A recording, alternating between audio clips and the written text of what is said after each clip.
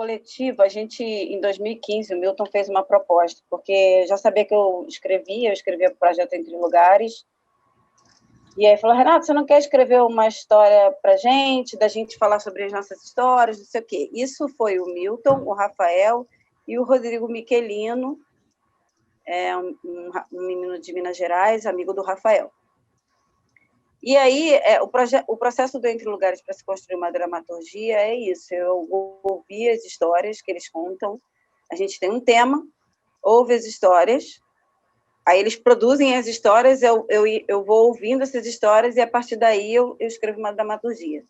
E aí foi o mesmo processo que eu fiz com eles, né? Ah, tá, beleza, vamos escrever. E aí a gente passou, sei lá, uns 2 dias ou 3, eles contando as histórias deles. Então, aquilo que vocês assistem no Invisíveis conta muito também da história deles. Claro que tem muito de ficcional ali, mas tem coisas ali, situações, né, de racismo, eles passaram. E aí eles contaram essas histórias e tal, e eu construí o Invisíveis, em 2015. Construímos Invisíveis, mas todo mundo com uma vida muito louca, né? Eu em cartaz, né? Em cartaz, fazendo Entre Lugares, Miltinho também, que é um cara que trabalha que nem um louco, né? Sai de uma peça entre outra, sai de uma peça entre outra, e às vezes mistura 2 peças junto, e está fazendo 3, é infantil, é mais 2, é uma loucura a vida dele. E Rafa também, na pegada dele lá, nada, assim. Aí, ano passado, ali no meio da pandemia, não, acho que era mais ou menos maio, ou junho, sei lá, o Milton estava numa live com a Sol e falou assim, vamos reviver esse negócio. E aí voltamos, falou, vamos fazer esse negócio online, vale a pena. E aí revisitamos o Invisíveis. O Invisíveis, quando foi criado em 2015, eu não sei se você teve essa sensação, mas ele foi criado em 2015. Talvez se a gente fizesse os Invisíveis em 2015, ele não tivesse tanto... A pessoa não se apegava tanto a ele quanto em 2020, por conta das questões raciais. Nesse sentido, eu acho que o Invisíveis ele era um pouco visionário naquela época, e quando chegou era o momento certo dele ser dito e ser falado. Uhum. Então, e aí a gente falou, beleza, aí o Rodrigo Michelino estava em Minas Gerais, já estava nos outros rolês e tal, e a gente chamou o Creed leu, o Creed também é incrível, o Creed é Maquino, então formou-se ali um quarteto, Milton Filho, Rafael Rodrigues, Cridemar Aquino e eu. E aí falou, Renata, é você que vai dirigir. Eu falei, beleza, então vamos lá, eu vou dirigir. E aí, eu fazendo essa direção, né, Invisíveis e Multifoco, essa maluquice louca. Ai, meu Deus. Mas foi ótimo, mas é louco pensar. Mas tudo bem, vamos lá. Tinha uma grávida, gente, o que eu posso fazer lá no meio? Então vamos embora. O que sou eu para uma grávida de quase 9 meses? Era nada. E aí começou a surgir os editais do governo, uhum. Falando que precisava uns vídeos, não sei o quê. Aí eu comecei, olha o que eu fiz, Camila. Eu tinha o texto dos Invisíveis que eu construí em 2015. Aí eu fiz uma compilação desse texto para caber em 30 minutos gravado. Uhum. Aí foi a segunda versão. Aí já surgiu um outro edital que queria que fosse um vídeo de 10 minutos. Eu fiz uma outra compilação de 10 minutos. Só que esse texto dos Invisíveis que foi criado, ele foi criado para o teatro, então ele ia dar 1h30. Uhum. Aí eles falaram, Renata, tem que ter mais ou menos 40 minutos, 1 hora. Aí eu fiz uma quarta compilação dos Invisíveis online, que é o online que vocês assistiram. Uhum. Atualizei bastante ali o online e esses também. Então, a gente tinha a gente tem 2 produtos, um de 30 minutos de vídeo e um de 10 minutos de vídeo, e temos esse online. E esse online vai ser para o teatro, provavelmente, porque ele está ali, ele é mais conciso. E aí foi isso. Aí, beleza. Aí começamos a escrever com editais. Mas, caramba, precisamos de uma produtora. vamos para uma produtora preta. Mas antes tinha a questão do vídeo. Quem é que vai editar esses vídeos malucos que a gente vai fazer no meio da pandemia? Eu falei, eu tenho uma pessoa, Flávio Vidalri. Flávio Vidalri é o coordenador do projeto Entre Lugares da Maré, meu amigo, fez Martes Pena, a gente se formou, fazemos Unirio juntos, enfim, é uma loucura. Amigo que eu confio, louco, ele é maravilhoso, ele é papa-tomba da obra, vai mesmo, faz. E aí ele falou, eu faço o vídeo. Louco, por quê? Porque a gente gravou separado, todo mundo, cada um gravou na sua casa, aí mandou para o Flávio e ele editou. Eu fui para a casa dele para a gente editar. Imagina a loucura disso. Mas ele fez. Ficou bacana. E a gente ganhou o edital Ondas, que se chama Retratos Invisíveis, de 30 minutos. Aí falou, bom, então, a gente já tem, mas a gente precisa de uma produtora, porque está vindo um monte de edital aí, e aí vamos colocar. E foi quando a gente botou lá, fez uma chamada marqueteira, que a gente trabalhamos com isso. Achei babada aquela chamada. Chamada do marketing, porque a gente fala loucura e faz. Que é tipo assim, gente, já que ninguém quer produzir a gente, vamos fazer uma chamada? Tipo, foi assim a ideia. Aí a gente, vamos fazer a chamada. Ninguém falou nem. A gente, vamos fazer. E aí a gente fez. Aí o Flávio, que é maravilhoso, novamente o Flávio, criou aquela chamada. E aí veio a Camila e depois a Isabel Lugero, Camila Lima e Isabel Lugero. Camila, que tem uma experiência enorme, ela trabalhou na Aventura, já trabalhou em todas essas coisas grandes, que eu não tenho a mínima noção, mas ela tem, e ela trabalha com cenário, enfim, esposa do Alok, ela é demais, ela é danada. E Isabel, Isabel falou, gente, olha, eu queria estar aqui para aprender, super humilde, conseguiu 1000 coisas para o Invisíveis. A gente disse, Isabel, o que é isso, Isabel? Chegou toda cheia de medos aí e mandou ver. Então, essa é a equipe que constitui o coletivo. Eu acho, Camila, que a gente do coletivo e muitas produções pretas foram beneficiadas por esses editais da pandemia. Por quê? Porque o assunto está na crista da onda, né? E porque se eles não colocassem produção preta, a coisa ia ficar feia. Porque, ei, gente, peraí, a gente está falando disso se vocês continuam persistindo na mesma ideia, pelo amor de Deus. Então, cara, não tem jeito. Mesmo que eles não gostem, mesmo que eles não entendam, tem que ter. Tem que ter. E não foram, se a gente for, de repente, eu não fiz essa pesquisa, mas eu acho que se a gente faz uma pesquisa, a gente vai achar ali 20% de uma produção preta que foi contemplada. O restante todo é branco. Sim. E aí o coletivo, eu acho que o coletivo foi muito feliz porque são cabeças muito inteligentes, né? As cabeças desse coletivo são cabeças muito inteligentes, né? E cada um com um conhecimento de determinada questão da produção, né? Então, eu tenho o Cridemar, que é um cara de uma historicidade africana incrível, por conta do currículo que ele tem, da Comuns. Ele disse que tudo que ele fez da vida teve essa pegada racial. E ele aprendeu muito com os mestres, né? Os mestres da Bahia, Hilton Cobra, Zebrinha, essa galera. Então, ele está muito bem assessorado nesse sentido, e aí ele assessora a gente nisso. Então, a gente tem essa figura do Cridemar, quase que um Oxalá lá para a gente. Entendeu? Aí tem Milton, que é o cara do corre, né? O cara do corre que vai pular, que tem 1000 produções, que sabe de tudo, que não sei o quê, e tá lá envolvido. Enfim, das grandes coisas, o Milton sabe pra caramba. E é muito inteligente também, tem uma visão muito boa de direção. Aí tem Rafa, que é o cara da dança, da música, do sentido, do perguntar, do questionar, e é muito legal. E também dessas perguntas que a gente tem que fazer, que a gente tem que fazer agora, a gente tem que fazer, e ele faz muitas perguntas, e isso é muito legal. Camila, que vem com essa bagagem de produção, pra caraca, né, de assistência de produção, nunca tinha assinado uma produção, ela sempre foi assistente, E Isabel, que também maravilhosa, que apareceu e trouxe muitas oportunidades para a gente, inclusive uma mídia incrível que ela conseguiu como jornalista.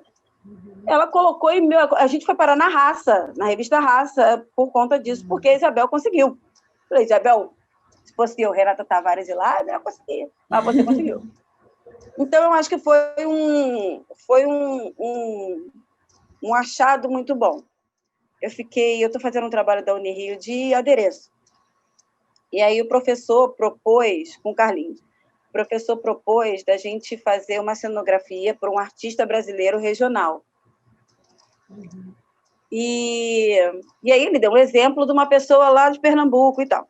Não, ele falou da Dona Marionete, não é Pernambuco, não. Aí eu perguntei para ele, professor, pode ser um artista regional do Rio de Janeiro?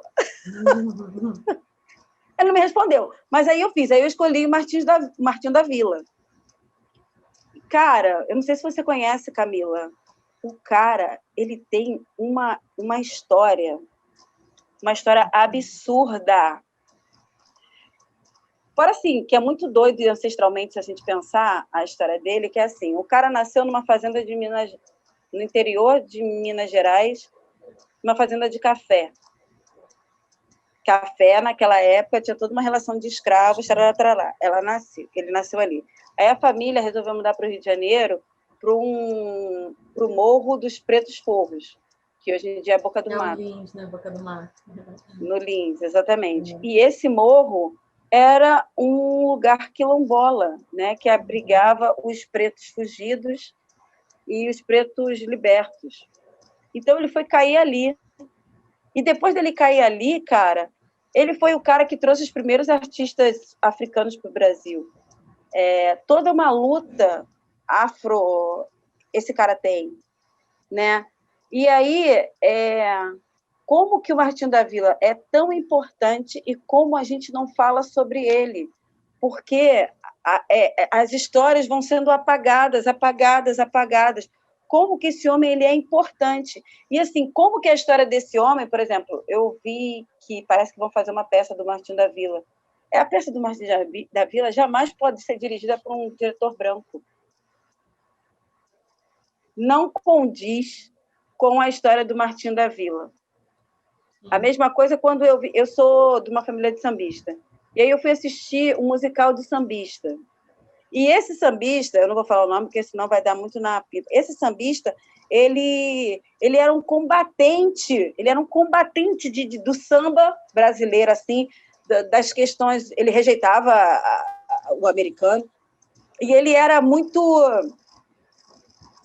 defendia muito esse samba de raiz, esse samba do Partido Alto. Então, cara, esse cara, ele defendia a nossa cultura afro-brasileira. Quando eu fui ver essa peça, o diretor era branco, a produção era branca e todos os músicos eram brancos. O meu avô tocou com esse cara, com essa pessoa. E eu ouvindo o meu avô tocando, eu ouvindo o som que eles produziam, não tinha absolutamente nada a ver com o som que era feito no teatro. Então, eu não tinha identificação. Porque aquele cara que eu conheci através do meu avô não era aquilo que estava sendo representado no teatro. Entende? Para você ver como é que o racismo ele é tão estrutural, né? Assim, o que é nosso, né? O que é de origem preta, o que é de origem negra, quando é feito pelas pessoas brancas, é uma coisa que as pessoas não, mas tem um trabalho, mas ele sempre foi feito por pessoas pretas. Porque quando é feito por pessoas pretas não tem a mesma valorização, não tem o mesmo peso, sabe? Não tem a mesma visibilidade. Porque quando é isso, quando uma outra pessoa, quando as pessoas brancas fazem, vira outra coisa. É outra coisa, não é aquilo. É uma outra coisa. Né? A parte B, mas não é aquilo. Sabe? Deixa quem tem as suas histórias contar as suas histórias. Né? Porra, vocês já querem. Já não colonizou? Porque não dá mais. Eu acho que é essa questão mesmo de contar a história, Camila. Sabe? A gente tem que reivindicar os nossos lugares. Falei, esse lugar não é seu, não. Esse lugar é meu, cara. Esse lugar sempre foi meu. Mas eu acho que, assim, a academia, por exemplo, voltando para a Unirio, a gente precisa de professores pretos, né? Sim. A gente precisa ter essas referências para poder discutir, para que eles possam entender também a nossa história, porque e eu acho que os professores brancos precisam rever algumas coisas, né? Sim, sim. Eu sempre vou me sentir incomodada na Unirio, e eu percebi isso, Camila, porque, de certa forma, tudo aquilo ali da Unirio não me contempla. Eu sempre tenho essa sensação. Apesar de eu aprender bastante, eu aprendo bastante mesmo, mas eu não saio contemplada. Eu tive uma aula que a gente estudou o Abdias, né? O sortilégio. E aí o Abdias, ele se inspirou no Imperador Jones, do Eugênio O'Neill, para escrever o sortilégio. E aí você lê o Imperador Jones, lê o sortilégio, realmente tem ali uma similaridade de estética, de escrita, né? Também porque o Abdias muito incomodado com essa história. E olha só, hein? Abdias lá em 40 e Blau, incomodado porque não tinha história para ele. E é a mesma coisa que a gente pensou em 2015. Olha que doideira de evolução que não teve, que a gente ainda fica pensando a mesma coisa que o Abdias pensou lá, vou escrever para pretos, porque não existe uma história para pretos. Abdias tinha sido preso e tudo mais, e aí resolveu escrever o sortilégio. Aí a gente vai fazer essa análise na aula do sortilégio. Uma das pessoas, só que eu ainda não tinha lido, eu estava atrasada na leitura. Uma das pessoas falaram assim, achei muito agressivo o que ele escreveu, essa coisa de matar galinha, porque começa com um ritual afro, o espetáculo, né? Ele começa num ritual afro. E aí ela se sentiu, me senti muito incomodada. Não sei porquê. Eu achei desnecessário, sei lá. Aí começou a analisar o sortilégio de uma maneira muito leviana, assim, sabe? Só que eu não tinha lido, então não podia falar nada. Aí eu fiquei pensando, será, gente, que é isso? Aí eu li o sortilégio. E aí, na próxima aula, o professor ia avançar, eu falei, professor, eu posso falar ainda sobre o sortilégio? Aí ele, pode.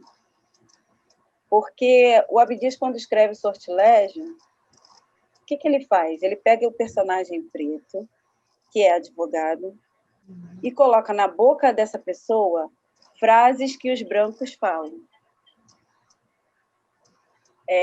E esse personagem preto, ele fala, ai meu Deus, a macumba, que não sei o quê, ele tem todas essas restrições, porque, sabe, é o personagem preto que faz isso.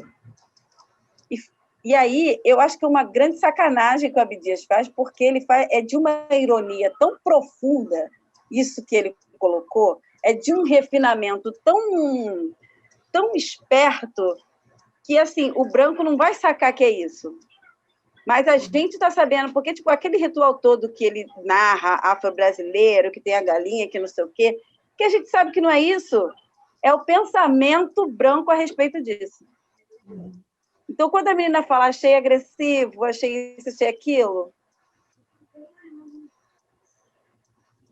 vamos estudar.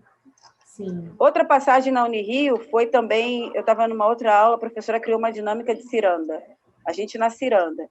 Aí cantando a ciranda. Essa ciranda, não sei o quê, aí tinha uma história que tinha que cantar no meio da história e Iemanjá.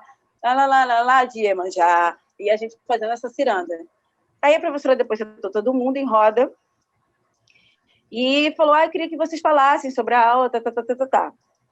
Eu já tinha reparado que tinham 3 meninas que não cantavam a música. Porque eu olho tudo.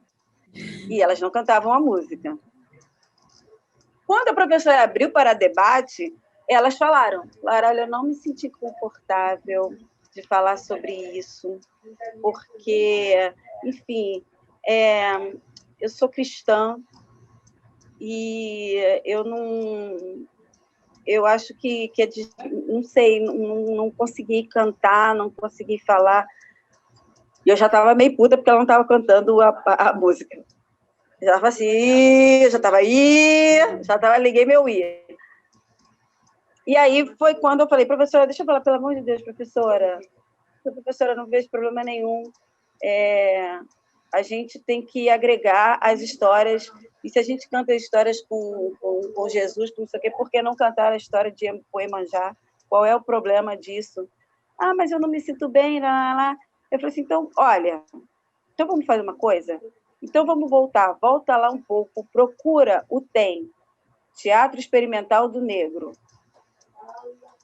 Aí eu vi que ficou um silêncio assim, que eu acho que só tinha 3 pretos na turma, ficou um silêncio, aí o TEM, Teatro Experimental do Negro, você estuda, você vai ver quais são as nossas histórias, que isso tem um ritual, que é ancestral, que, enfim, tem todo um monte de coisa. Aí ela falou assim, gente, mas eu não acho que não tem necessidade de ter um teatro do negro, porque teatro é a mesma coisa, tudo é a mesma coisa.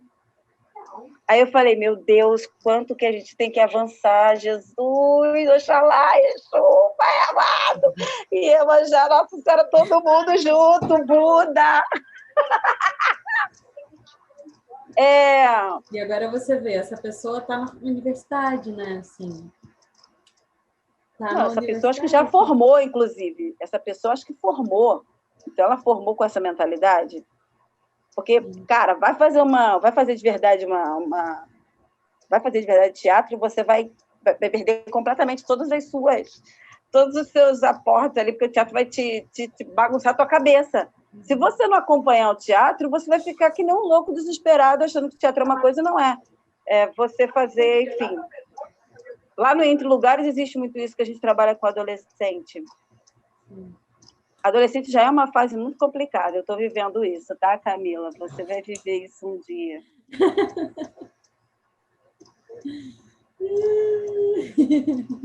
E é onde eles têm que se autoafirmar. Então, quando o adolescente começa a entender que não é muito aquilo que contavam para ele, ele começa a questionar, cara. Sim. E aí se pensa um teatro, vai para lugares que fazem teatro de uma determinada forma, quando chega numa universidade, a universidade ratifica essa merda, isso parece que é verdade. Foi o que eu falei sobre teatro moderno. A professora pegou um recorte do teatro moderno, mas não falou de nenhuma outra coisa. Mas eu perguntei, e onde é que estão os outros teatros andando nesse período? Mas eu só peguei esse recorte. Mas o professor precisa pelo menos dizer, aconteceu isso, isso e isso. Eu vou falar sobre isso, porque disso eu tenho mais conhecimento. Mas eu sei que existe isso, isso e isso. Mas ela tem que dizer, porque senão vira uma verdade absoluta só aquilo que ela está falando. Eu continuo me formando achando que só é aquilo. A mesma coisa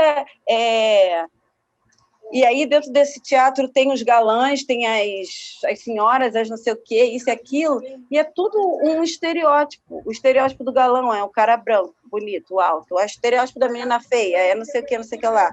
O estereótipo da menina que é mais dada, mais piranha, que é isso e aquilo. Mas, primeiro, que não cabe preto nessa escala dos estereótipos, e outra, esse teatro é um teatro que reverbera na televisão. Então, quando a gente pensa que na Unirio as pessoas vêm para cá, para o Rio de Janeiro, algumas, porque querem entrar na televisão, eu espero que isso tenha mudado, mas há um pouco tempo atrás é isso, assim, as pessoas vêm para cá, para o Rio de Janeiro, por causa da Globo, da Record, da Unirio, do tablado, porque querem entrar para a televisão. E aí o teatro mesmo, essa função de teatro vai pela cal também, que vai pelo ralo, assim, sabe? A gente pensando nesse processo de racialização da gente, né? E a gente fala, como é que a gente não viu aquilo lá atrás, gente? Como é que a gente não percebeu? Né? Eu acho que, para mim, Camila, porque eu fui trabalhar na favela, no Complexo da Maré, isso estalou mais rápido. Eu acho que eu fiz eu acho que eu já tinha também, um pouco, mas eu estava procurando conhecer, né? Eu não sabia absolutamente nada das questões afro. E eu tinha um medo danado de falar assim, gente, se me perguntar alguma coisa sobre eu não tenho a mínima ideia do que seja. Eu já velha, com 20 e poucos anos. Eu falei, pelo amor de Deus, eu preciso aprender. E assim, quando vinha tudo isso falando sobre diáspora, sobre o que, eu falei assim, caraca, o que eles estão falando, gente? Eu não sei o que é isso que eles estão falando. E fui aprendendo, sabe? Então, quando eu fui para a favela trabalhar, a favela, ela me ensinou na marra. Enxergar rapidamente o preconceito e enxergar que eu também estou sendo atacada. Então, eu defendo muito, falando também de teatro, eu defendo muito o teatro da favela, de como as pessoas se colocam, que não é um estereótipo, não é. Existe muita coisa ali, sabe? Existe uma história para que aquele corpo se mova daquele jeito, fale daquela forma, para que aquelas pessoas se comuniquem daquela forma. Tudo tem uma história. Então, eu não posso botar numa televisão ou num teatro qualquer uma neguinha... estereótipo. Não. Vai existir isso, sim. Vai existir. Mas existe ali uma história. E essa história vai ser contada. A minha luta hoje dentro do teatro é isso, fazer com que a gente não seja mais estereótipo, Camila. Eu também passei por essa coisa da hipersexualização, né? Eu fui entendendo esse caminho de racialização com 20 e poucos anos, e eu fui estudando. O que você diria para essa leva que está chegando? Agora está chegando uma leva na Unirio, né, de novos estudantes, né, que passaram no vestibular, né? Enfim. E aí, eu não sei como é que vai ser, eu acredito que esse semestre também vai ser online para eles. Mas são os calouros, né? São os novos calouros. Eu estou adorando o online. Eu queria dizer para você que o online, eu estou amando o online. O que eu diria para essas pessoas que estão chegando na Unirio é que não se sintam constrangidos em se incomodar, porque às vezes a gente fica constrangido quando a gente se incomoda.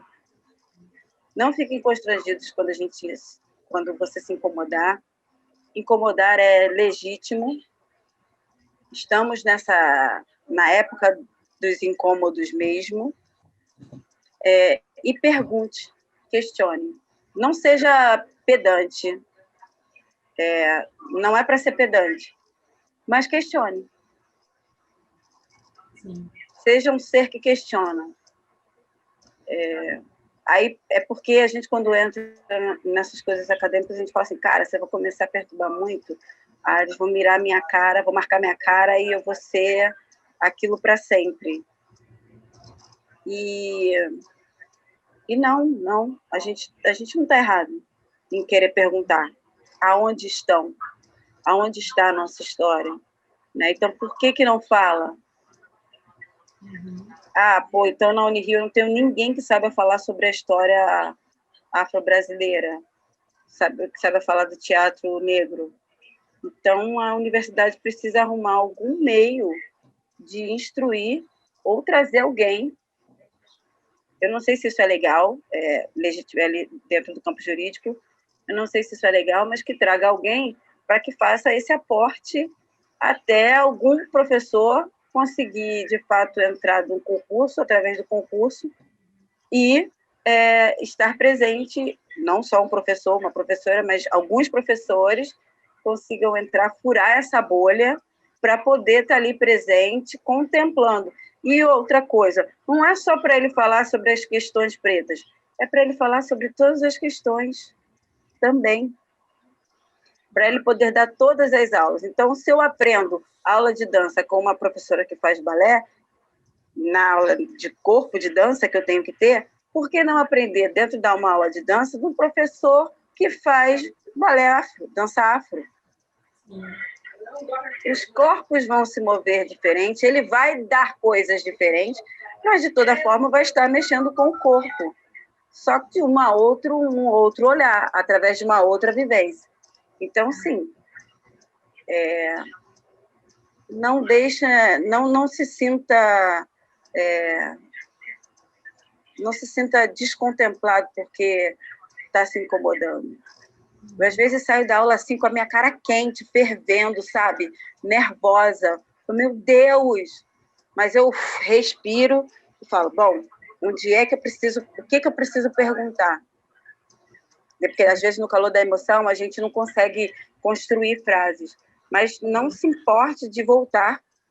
Eu posso voltar nisso porque eu tenho uma coisa para falar? Não se importa de fazer isso. Isso é muito importante. Propõe o crescimento, propõe a escuta, e é disso que a universidade precisa, de escuta, falando de questões raciais, de escuta, principalmente. Maravilha. Ai, que delícia. Obrigada, Rê. Arrasou.